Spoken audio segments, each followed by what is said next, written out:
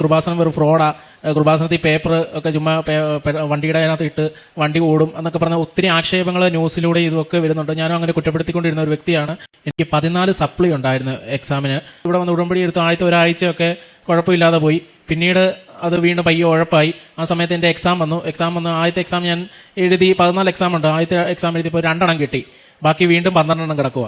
പക്ഷേ ഞാൻ വീണ്ടും ഇവിടെ വന്ന് പ്രാർത്ഥിച്ചു ഒക്കെ അങ്ങനെ പോയി.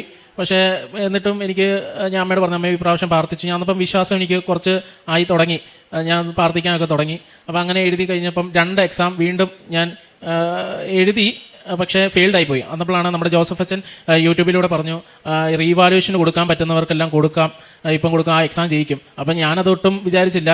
പക്ഷേ അമ്മ എന്നോട് പറഞ്ഞു, എടാ നീ കൊടുക്ക്, ചിലപ്പം ജയിക്കും. അച്ഛൻ പറഞ്ഞില്ല, ജോസഫ് അച്ഛൻ ഇങ്ങനെ റീവാലുവേഷൻ്റെ കാര്യം പറഞ്ഞല്ലോ.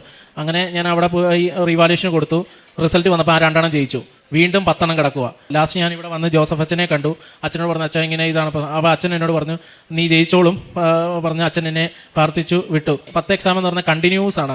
6-7 ദിവസം രാവിലെ ഉച്ചയ്ക്ക് അങ്ങനെ രാവിലെ വൈകിട്ട് അങ്ങനെയൊക്കെ ആയിരുന്നു മൊത്തത്തിൽ എഴുതേണ്ടത്. ചിലപ്പോൾ ഒരു എക്സാമിന്റെ പേപ്പറിനകത്ത് 4 പേപ്പർ വരെയൊക്കെ ഞാൻ എഴുതുള്ളൂ. കാരണം എനിക്ക് അത്ര എഴുതാൻ പറ്റുള്ളൂ എന്നെ കൊണ്ട്.